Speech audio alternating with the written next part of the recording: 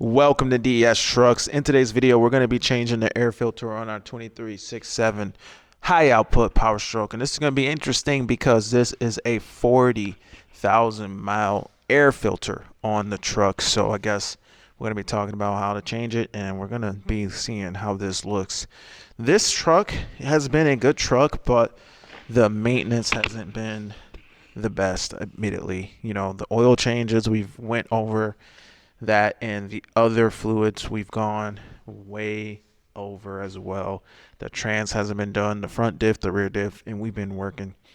The transfer case needs to be done, and the air filter we're doing today, and it's got 42K on it. So I mean, I need to really step it up as far as this maintenance is concerned on this vehicle, because this is a good truck, and the way things have been going with the world and the economy, it's like right when this 23 Super Duty came out, everything just kind of went up in price afterwards, and quality hasn't gotten better yet as far as these vehicles is concerned.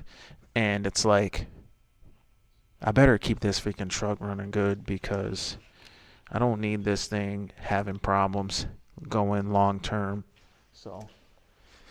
But before I get too far into this video, I want to show you guys some of the products that we use behind the scenes. This Milwaukee light that goes on a pedestal, it takes a M18 battery, but right now it's just plugged in. Had this thing for so many years, so many different job sites. It's got freaking dry concrete on it from the time I did a basement pour with no lighting, so I had this thing with a Milwaukee battery, and just years and years and years and years of just use, and it's still burning good. We got it plugged in now because it also has an outlet. So I'll put a link to the Milwaukee tripod light, and also super useful item, the walkie box. That's kind of what we call it in house. We got a couple of these Milwaukee toolboxes, and the handles pop out. You can roll it around like tools, this thing is invaluable. Roll it out, and then when you open it, go like this, and it opens up real big. We got all our tools and everything up in here for concrete.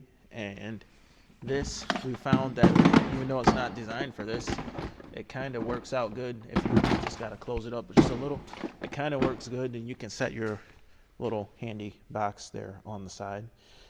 This one, we roll out when we do our finishing. We got our mags in here that we run and mag float, and our city stamp, so we can put our year and date on our stuff. And yeah, quick little product plug that'll give me a little percentage if you make a purchase. All right, so I got the camera up on the Milwaukee light so we can just be overhead and see everything I'm doing for this. But yeah, running off the oil life monitor, and then not really like changing the oil like a lot of people say, do 5,000 miles. I personally prefer to use the oil life monitoring system, but the 5,000 mile guys, not a problem, because typically what I've found is, generally speaking, if you run the 5,000 mile rule, then it's okay. Not a big deal, because I typically will get 5,000 miles for the most part anyway. Even if I'm running pretty heavy duty hard. I think I got to take this off to change the air filter, but I'm not sure. But either way, it looks like it's going to get removed. This is a nice tool that I like to use because it spreads it, and it might save a couple of, from time to time it can save the breakage of these push pins when they're in there installed, because it allows it to push and pull at the same time. So these plugs, sometimes they're hard for me to get unhooked for the mass airflow, but it's hiding you from seeing how to depress it, because it's down facing and it's hard to see like without knowing. So I've been, yep, there we go. You can just press on it, not hard. It's just nice to have that out of the way. So that's how that works. You just have to push that white tab down and after pulling up on it. I know that can be a little tricky, but can that be enough? Do I gotta loosen anything else, or can this be enough to get this air filter? Let's see. Twist and push, and it's kind of hitting something. Don't want to break nothing, but it's kind of out of the way. Do I need to loosen that to make it more friendly? Let's see. I don't want to hit that. Hitting nothing in there. Just that way. No. This might be enough to finesse this out of here, though. Let's see. Even if this just moves this far, that might be enough to finesse. All right. Kind of a tight squeeze. If this was loosened, I'm trying to be lazy and loosen as little as possible. This twist. So yeah, maybe I'll just loosen one worm clamp. Okay, and loosen this up just so I can get a little rotation on this part. And I'm curious, was this a horrible thing to do? With a little rotation, will that finesse out? Real tight. This airbox.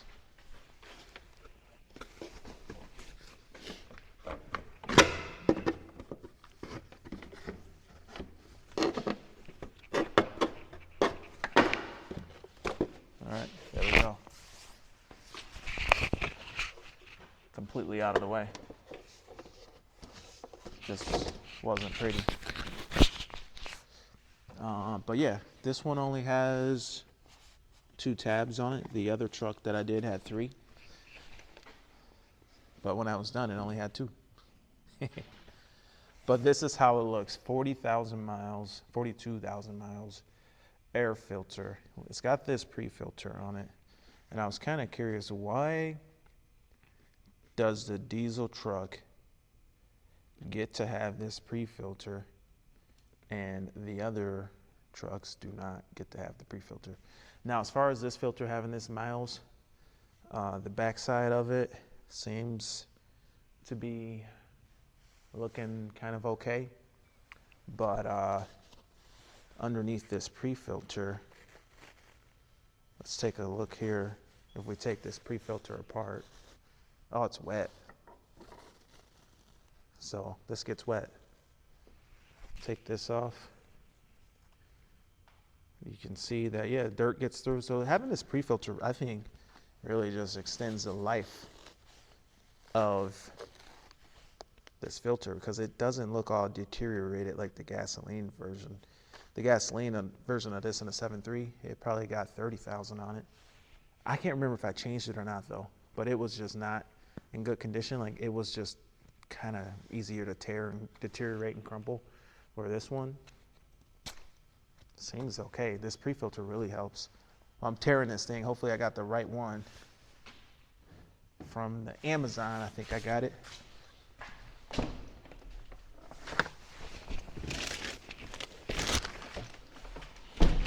So with Amazon, I never really know like what I'm gonna get. If it's gonna be like an OEM part, or if it's gonna be some knockoff part. This seems to be good, I guess. We'll find out. Box is a little smushed. Rode in my back seat for a while. Factory air filter. What's this? Motorcraft. It's like a piece of glue or something.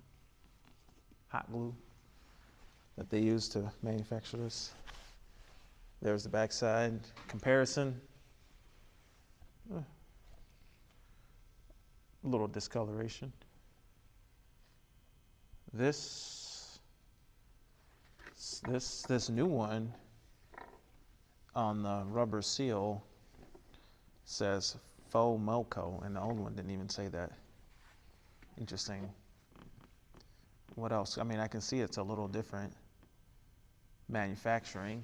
The OEM, this is the OEM one, meaning one's literally from the factory. So the one from the factory doesn't even say faux moco, like the one from Motorcraft does. A little different grade on the back, grate on the back. But yeah, what do you guys think? Do you think these cold air intakes are worth it, or what? So I just don't have the excess funds all the time to be buying extra fancy. There's a lot of dirt down in there, man. What's up with that? All that dirt inside of the airbox. It's like I'm already starting off on the dirty foot by putting dirt in the airbox. What's up with that? 40,000 miles of neglect. I didn't pay attention to how this came out of here. Definitely didn't go like that. Okay. So must have went like this. And then making sure you can really figure out how to fit it good without fighting with it, forcing nothing. Get that in there like so. And then what I found is like it is worth it to actually just unhook that, because it's not hard to do once you unhook that. It's easy. Look how easy that slips in there. Then there's finger holes or tabs on the very bottom. Just got to get lined up. And from here we can put this on our air tube connection. Like so.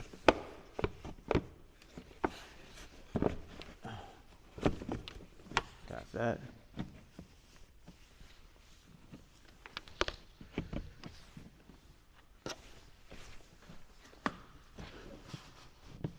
That. Making sure that air box is seated, and making sure I can get to those bottom fingers and locate those.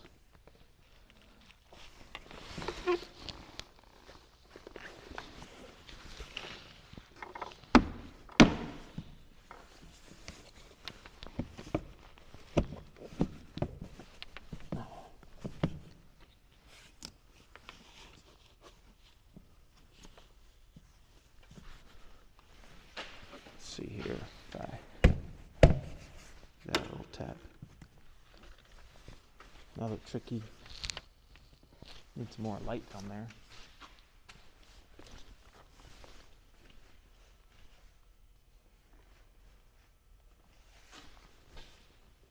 Okay, now with the flashlight I can see that those finger tabs are just getting lined up. Just got it in, got to start it, and give it a tap. I'm going to shine that light in there again, make sure. Once from my perspective, I can see those tabs down there that receive.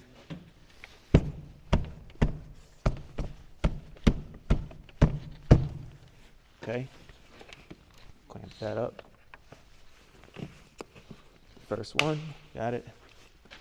The second one, that seal's looking good. Second one.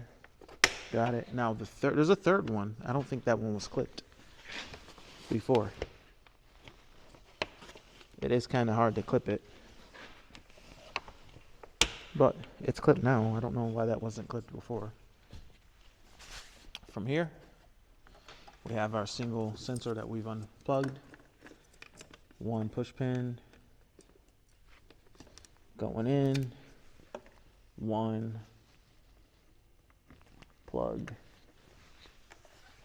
going in there, lock it in, plug it up. Good to go. But yeah,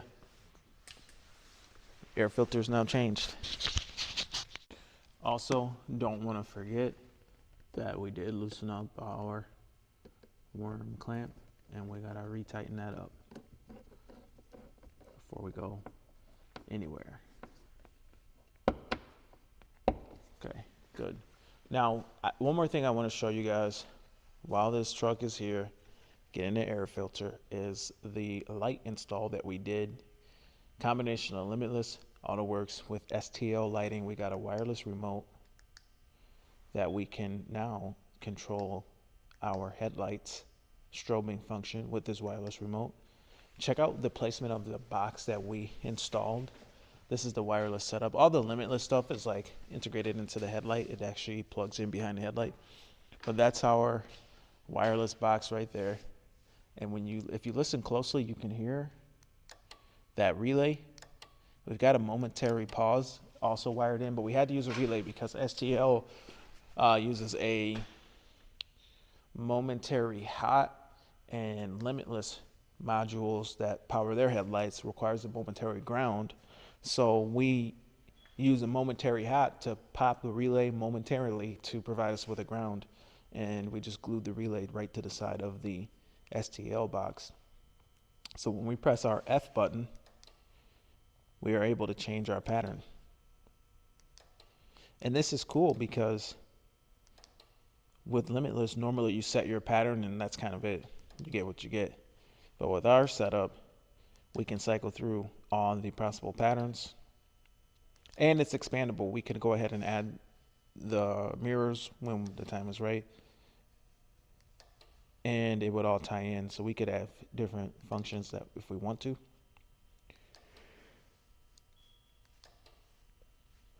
And it's a matter of whatever pattern I like the most. So another thing we can do with this setup is we can steady burn it with our other circuit. If we wanted to, for whatever reason, steady burn the lights, we could steady burn.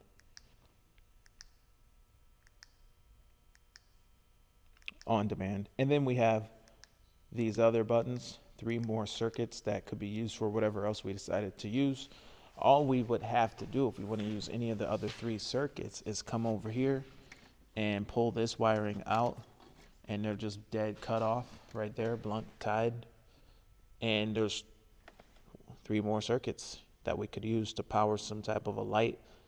I think it's like 25 amps that it can do. If you wanted to do more than 25 amps, you need it to power a relay, and then you could do more than 25 amps. But pretty cool, pretty decent range on it. Like if you really wanted to, shop's not that big. It's decent, but it's not, crazy. You can go back a little bit. We got some snow plows and some salts over here. You can get back there. I mean, anywhere in this shop. But when you're out and about, it does get to be a little bit weaker. But anyway, my name is Sean. This is DS Trucks. Thank you for watching. Let me know what your thoughts are on this air filter install, 40,000 miles. The neglect, but nonetheless, everything does seem to be okay. These filters with the pre-filter that they put in there, I'm thinking it'll be okay. But comment below. Let me know your thoughts. See you in the next video. Over and out.